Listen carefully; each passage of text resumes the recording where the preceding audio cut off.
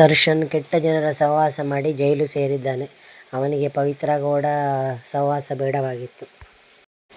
ದರ್ಶನ್ ಪವಿತ್ರ ಗೌಡನ ಸಹವಾಸ ಮಾಡದೇ ಇದ್ದರೆ ಈ ರೇಣುಕಾಸ್ವಾಮಿ ಪ್ರಕರಣ ಆಗುತ್ತಾನೆ ಇರಲಿಲ್ಲ. ವಿಜಯಲಕ್ಷ್ಮಿ ಬಿಟ್ಟು ಪವಿತ್ರ ಗೌಡನ ಸಹವಾಸ ಮಾಡಿರೋದ್ರಿಂದ ಇದೆಲ್ಲ ಕಷ್ಟಗಳನ್ನು ಅನುಭವಿಸ್ತಾ ಇದ್ದಾನೆ. ಯಾಕೆ ಬೇಕಿತ್ತು ಈ ಕೆಟ್ಟ ಜನರ ಸಹವಾಸಗಳು ಇವನಿಗೆ? ಸಬ್ಸ್ಕ್ರೈಬ್ ಅವರ್ ಚಾನಲ್, ನಮ್ಮ ಚಾನಲ್ ಸಬ್ಸ್ಕ್ರೈಬ್ ಮಾಡಿ.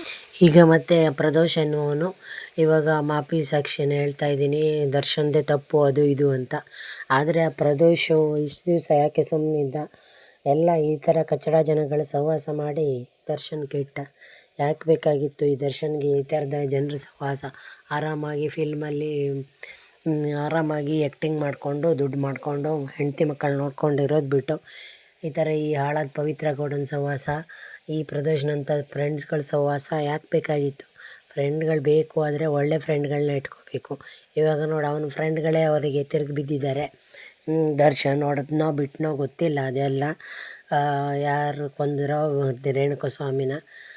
ಆದರೆ ಇವಾಗ ಎಲ್ಲ ದರ್ಶನ್ ಮೇಲೆ ತಿರುಗಿ ಬಿದ್ದಿದ್ದಾರೆ. ಈಗ ಈ ಪ್ರದೋಷ್ ಸುಳ್ಳು ಹೇಳ್ತಾನೋ ನಿಜ ಹೇಳ್ತಾನೋ ಯಾರಿಗೆ ಗೊತ್ತು? ಈ ಪ್ರದೋಷ್ಗೂ ಯಾರಾದ್ರೂ ದುಡ್ಡು ಕೊಟ್ಟು ದರ್ಶನ್ನ ಜೈಲಲ್ಲೇ ಲಾಕ್ ಮಾಡೋಕ್ಕೆ ಜನರು ಮಾಡಿರ್ಬೋದು, ಹೇಳೋಕ್ಕಾಗಲ್ಲ. ಇದು ಈ ಪ್ರದೋಷ ಏನು ಸತ್ಯ ಹರಿಶ್ಚಂದ್ರ ಏನಲ್ಲ.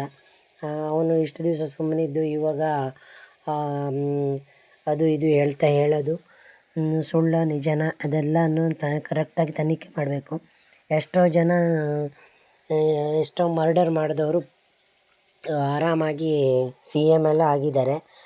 ಆದರೆ ಈ ದರ್ಶನ್ ಈ ಕೊಲೆ ಮಾಡಿದಾನೋ ಇಲ್ವೋ ಗೊತ್ತಿಲ್ಲ, ಇಷ್ಟು ದಿವಸ ಅವನ್ನ ಜೈಲೊಳಗಡೆ ಇಟ್ಟಿದ್ದಾರೆ. ಎಷ್ಟೋ ಜನರನ್ನು ಕೊಲೆ ಮಾಡಿದ್ದಾರೆ ಅಂತ ಹೇಳಿ ಒಳಗಡೆ ಇಟ್ಟವ್ರನ್ನೆಲ್ಲ ಹೊರಗಡೆ ತಂದಿದ್ದಾರೆ. ಆದರೆ ದರ್ಶನ್ ಮಾತ್ರ ಯಾಕೆ ಒಳಗಡೆ ಇರಬೇಕು? ಆಯಿತು, ಏನೋ ಮಾಡಿದ್ದಾನೋ ಬಿಟ್ಟಿದ್ದಾನೋ ಗೊತ್ತಿಲ್ಲ. ರೇಣುಕಾಸ್ವಾಮಿನೂ ಏನೋ ತುಂಬ ಸಾಧು ಸಂತ ಏನಲ್ಲ. ಅದು ಯಾರನ್ನೇ ಕೊಲೆ ಮಾಡೋದು ದೊಡ್ಡ ತಪ್ಪೇನೆ. ಅವರು ಅಷ್ಟೇ ಕೆಟ್ಟ ಜನರಾಗಿದ್ದರೂ ಕೊಲೆ ಮಾಡೋಕ್ಕೆ ಯಾರಿಗೂ ಅಧಿಕಾರ ಇಲ್ಲ. ಇನ್ನೊಬ್ಬರ ಜೀವನ ತೆಗೆಯೋಕ್ಕೆ ಯಾರಿಗೂ ಅಧಿಕಾರ ಇಲ್ಲ. ಆದರೆ ಅದು ದರ್ಶನ್ನೇ ಮಾಡಿದಾನಂತ ಇನ್ನೂ ಸಾಬೀತೇ ಆಗಿಲ್ಲ. ಎಷ್ಟು ವರ್ಷ ಬೇಕಾಗುತ್ತೆ ಸಾಬೀತು ಮಾಡೋಕ್ಕೆ ಅವರಿಗೆ?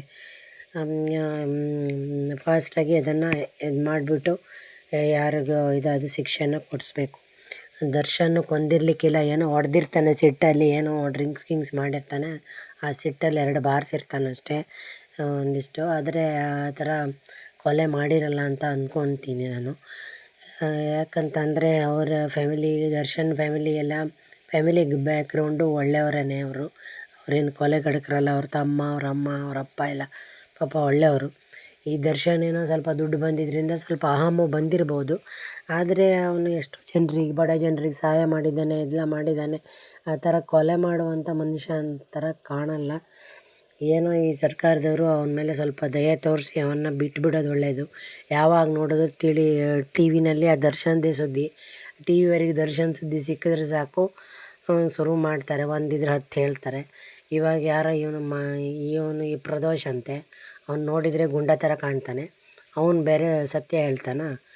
ಅವನು ಸುಳ್ಳನೇ ಇರ್ಬೋದು. ಯಾಕಂದರೆ ಅವನ ಜೊತೆ ಇಷ್ಟು ದಿವಸ ಅವನ ಜೊತೆ ಇದ್ದು ತಿಂದು ಉಂಡು ಚೆನ್ನಾಗಿ ತೇಗಿ ಇವಾಗ ಅವ್ರ ಮೇಲೇ ಉಲ್ಟಾ ಪುಲ್ಟಾ ಇದು ಮಾಡ್ತಾಯಿದ್ದಾರೆ.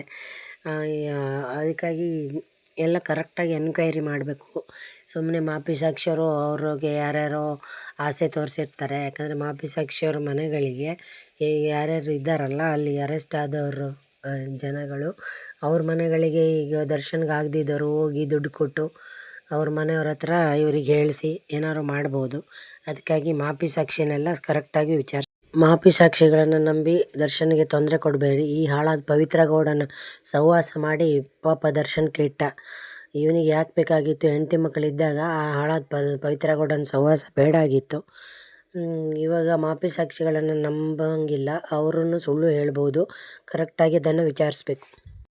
ಆದಷ್ಟು ಬೇಗ ದರ್ಶನ್ನ ಜೈಲಿಂದ ಬಿಡುಗಡೆ ಮಾಡಿ.